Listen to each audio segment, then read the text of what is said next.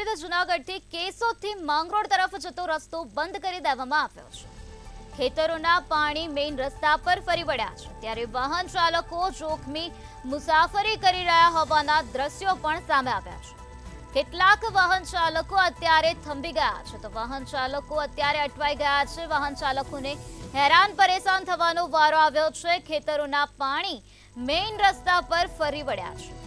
જૂનાગઢથી આ મહત્વના સમાચાર સામે આવ્યા, જ્યાં કેશોદથી માંગરોળ તરફ જવાનો રસ્તો અત્યારે બંધ થઈ ગયો છે। લોકોને હાલાકી ભોગવવાનો વારો આવ્યો છે। વાહન ચાલકો જોખમી મુસાફરી કરી રહ્યા હોય તેવા દ્રશ્યો જોવા મળી રહ્યા છે।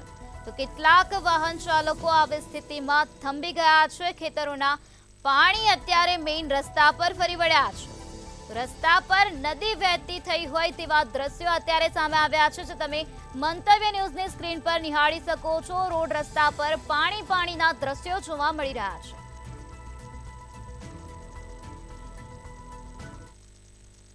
જે ધોધમાર જે ઉપરવાસ સહિત વધુ વરસાદ કેશોદ સહિત ગ્રામ્ય વિસ્તારમાં જ્યારે પડ્યો છે, ત્યારે હું તમને પહેલા તો જે માંગરોળ અને કેશોદ જતો જે રસ્તો છે, તમામ જે રસ્તો જે બંધ થયો છે, તમામ જે વાહન ચાલકો છે જે પોતાના જીવના જોખમે જે રસ્તો ઓળંગી રહ્યા છે। આપ જે દ્રશ્યમાં જે જોઈ શકો છો, તમામ જે પાણી છે, ખેતરોના પાણી છે, રસ્તા ઉપર ફરી વળ્યા છે। આ તમામ જે આ રસ્તાના દ્રશ્યો છે, એ દ્રશ્યો તમામ જે કેશોદથી માંગરોળ તરફ જતા જે રસ્તાના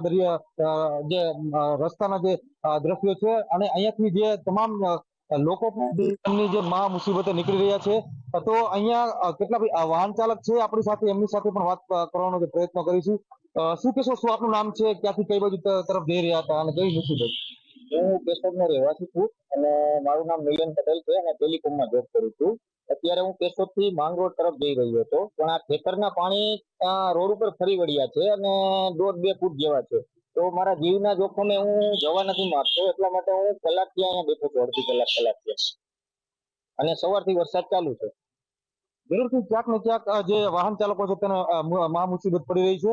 જે વાહનો છે, જે લોકો જાનના જોખમે મુસાફરી કરતા જે વાહનો છે નીકળી રહ્યા છે ને, જે લોકો પાણીથી ડરી રહ્યા છે તે થંભી ગયા છે।